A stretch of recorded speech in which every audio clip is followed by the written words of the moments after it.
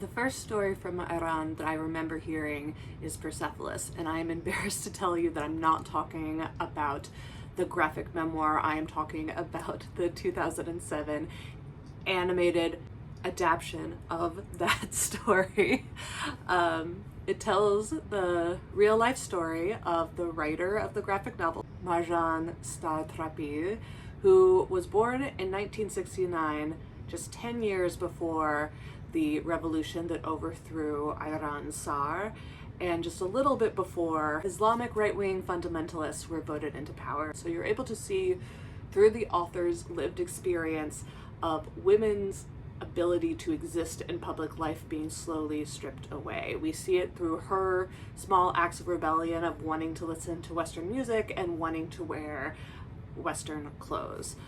Ultimately, the story takes us as her family sent her away from Iran because it is clear that she cannot follow the rules of this right-wing religious government.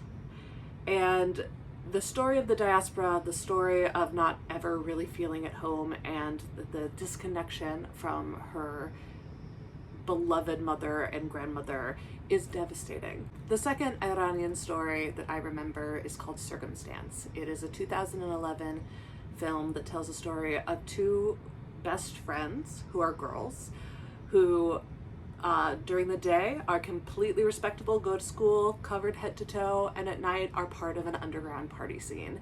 They do things as rebellious as drinking, dancing, not wearing hijabs, trying drugs, and even kissing each other. One of them is from a family that is relatively wealthy and liberal, and they adopt the second one into it and call her their cousin. And because the father is supportive of, I would say, a more secular lifestyle, there's a level of protection and insulation from the right-wing religious patriarchal government and the police that enforce its rules.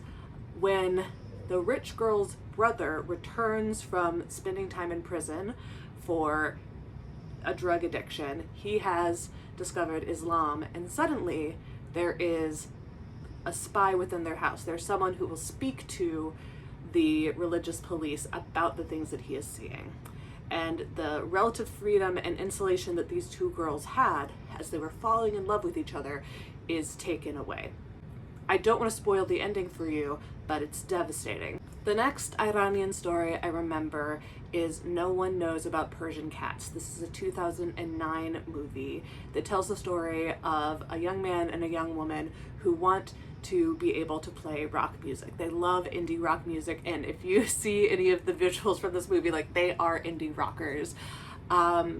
They need money to get passports, and they need money to get tickets out of Iran. What they ultimately decide to do is throw a benefit concert. And this is where the movie genuinely gets kind of miraculous. We are taken on a tour of real life underground rock musicians, not just indie, classic rock, metal. It's incredible. These are real bands that really existed and were really doing underground music because, and I'm sorry, I should have made this clear before, because rock music is not allowed in Iran under this right-wing religious patriarchal government. They get very, very close to achieving all their dreams, and then, I don't want to spoil the ending for you, but it's devastating.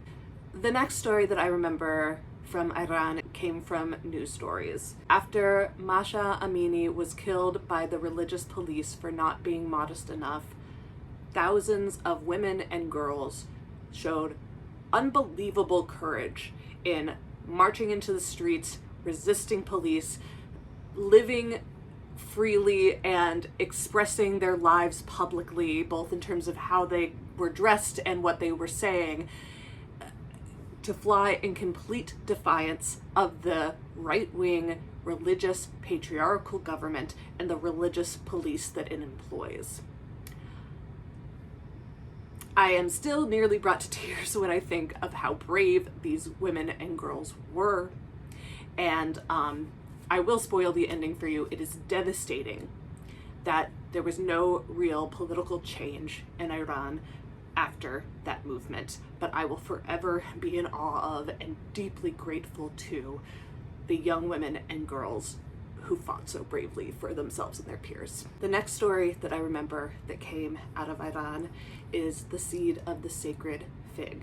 This was a 2024 movie that happened in the wake of the women life freedom movement, and it uses a nuclear family, the father of which is a judge in the Iranian government, the mother of which is conservative herself and believes in the government and believes that they're doing the right thing, and their two teenage daughters. And as their two daughters are reluctantly being pulled into this movement, first the mother tries to control and mitigate, then the father realizes that he has to control and mitigate all three women in his house and starts truly terrorizing his family and these women that he loves.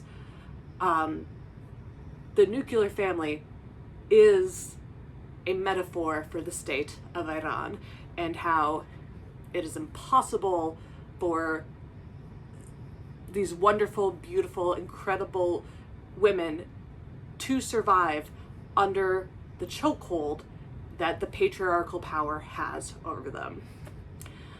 I don't want to spoil the ending for you, but it's not devastating because the dad dies. Sorry. The current story that is coming out of Iran is that we are bombing it. One of the first places we bombed was a girls' school, where dozens of children were killed. I imagine that a good number of them showed us unbelievable courage 3 years ago as they marched in the streets and defied the religious police who they knew could do them incredible violence. I am devastated that we are killing children for no justifiable reason. I am devastated that the amount of work that we have made for feminists in Iran to live in a free country is that much more. They don't only need to overcome the right-wing, religious, patriarchal government that they live under, they have to overcome US imperialism and the United States military machine. I don't have an end to this. I keep trying to end this video and there isn't a good ending for this. War is never the answer. Murdering children is never the answer. We need strong anti-war movements in the United States, and I would love to be pointed into meaningful directions around where those are right now and where we can build them. You should probably watch those movies. They're really good.